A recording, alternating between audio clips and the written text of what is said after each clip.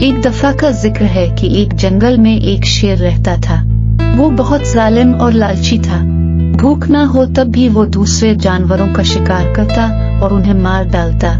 جنگل میں تمام جانور اس سے بہت زیادہ خوفزدہ تھے۔ ایک دن جنگل کے تمام جانور اکٹھے ہو کر شیر کے پاس گئے۔ انہوں نے شیر سے کہا، اے جنگل کے بادشاہ، اگر آپ اسی طرح ہمارا شکار کرتے رہے تو جلد ہی ہم سب ختم ہو جائیں گے اور پھر آپ کے کھانے کے لیے کچھ باقی نہ رہے گا۔ اگر آپ چاہیں تو ہم ہر روز ایک جانور آپ کے کھانے کے لیے آپ کے پاس بھیج دیا کریں۔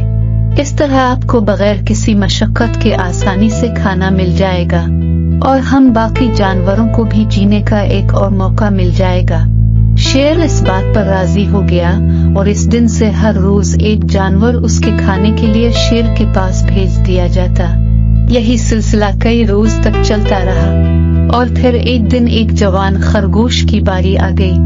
خرگوش بہت چالاک تھا اور وہ ظالم شیر کی خوراک نہیں بننا چاہتا تھا، لہذا خرگوش نے مکمل طور پر شیر سے چھٹکارا پانے کے لیے ایک منصوبہ بنایا۔ اگلے دن خرگوش دیر سے سو کر اٹھا اور سست رفتاری سے شیر کے گھر کی جانب بڑھنے لگا، حتیٰ کہ وہ راستے میں سو گیا۔ اور پھر جب سورج غروب ہونے کے بعد وہ شیر کے پاس پہنچا تو خرگوش کو دیکھتے ہی بھوکا شیر غصے سے دھاڑا۔ وہ چھوٹا سا خرگوش شیر کی بھوک مٹانے کے لیے کافی نہ تھا، لیکن خرگوش بالکل خوفزدہ نہ ہوا، بلکہ اس نے شیر سے کہا، اے عظیم بادشاہ، مجھے راستے میں ایک اور شیر نے روک لیا تھا اور وہ کہہ رہا تھا کہ وہ جنگل کا نیا بادشاہ ہے اور جانوروں نے میرے ساتھ جو باقی 2 اور خرگوش بھیجے تھے اس نے انہیں بھی پکڑ لیا۔ وہ تو مجھے بھی کھانا چاہتا تھا، لیکن میں کسی طرح بچ نکلا اور بھاگ کر آپ کے پاس آ گیا۔ یہ سب سن کر شیر مزید غصے میں آ گیا اور اس نے خرگوش سے کہا کہ تم ابھی اسی وقت مجھے اس نئے شیر کے پاس لے چلو تاکہ میں اس کا خاتمہ کر سکوں۔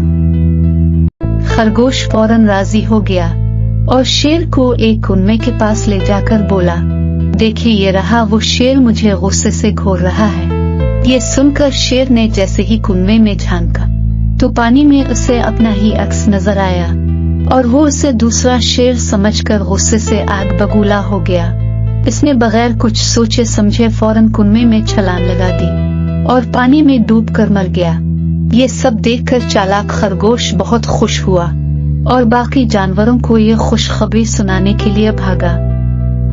یہ خبر سنتے ہی تمام جانور خوشی سے اچھل پڑے۔ انہوں نے خرگوش کا شکریہ ادا کیا اور سب مل کر جنگل میں ہنسی خوشی رہنے لگے۔ اس کہانی سے ہمیں یہ سبق ملتا ہے کہ ظلم کا انجام ہمیشہ برا ہوتا ہے۔